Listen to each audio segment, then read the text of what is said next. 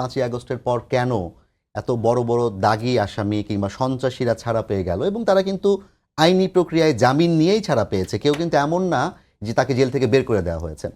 আমার প্রশ্ন হচ্ছে যে এটা কি আসলে যে আইন এখন সঠিকভাবে কাজ করতে পারছে এই জন্য তারা জামিন পেয়ে যাচ্ছে, নাকি এর পেছনে আসলে কোনো সংঘবদ্ধ চক্র কিংবা অন্য কেউ কাজ করছে? আইন যে আগে ঠিক মতো কাজ করে নাই সেটার প্রমাণ হচ্ছে আমাদের প্রাক্তন চিফ জাস্টিস সিনহা সাহেব। আর এখন আইনজীবী হিসাবে আমি ব্যক্তিগতভাবে বলতে পারি অতীতের চাইতে বর্তমানে আদালত অনেক সুষ্ঠুভাবে চলছে।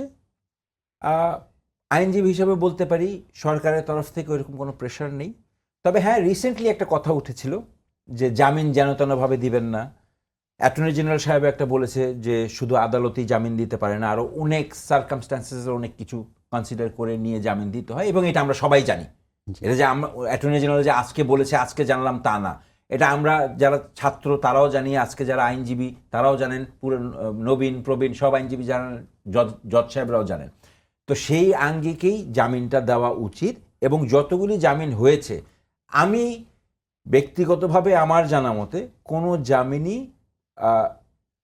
মানে আপনাকে কি আনরিজনেবলি উইথহেল্ড করা হয়নি। যেটা জামিন দেওয়ার মতো ছিল সেটাই জামিন দেওয়া হয়েছে।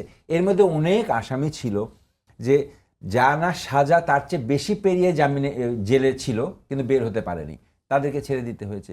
এর মধ্যে কিছু আসামি ছিল যে যাদেরকে আপনার জামিন যোগ্য, অলরেডি হয়তো বা দেখা গেছে 10 বছরের সাজা 8 বছর হয়ে গেছে, জামিনে জেলের ভিতরেই ছিল, জামিন চাচ্ছিল পাচ্ছিল, কিন্তু বিচার শেষ হয়নি। বিচার শেষ হয়নি। বিচার শেষ হতে হতে এমন হবে, মানে অনেক হিসাব আছে, বিচার শেষ হয়নি 8 বছর ধরে জেল জামিনে আছে, কিন্তু তার ধরেন তার শাস্তি যদি হয় সাজাই হবে 10 বছর, আর বিচার শেষ হতে যদি লাগে 20 বছর, সেটাও আরেকটা ব্যাপার। এটা নিম্ন আদালত থেকে উচ্চ আদালত, তারপরে অ্যাপিলেট ডিভিশন যাবে।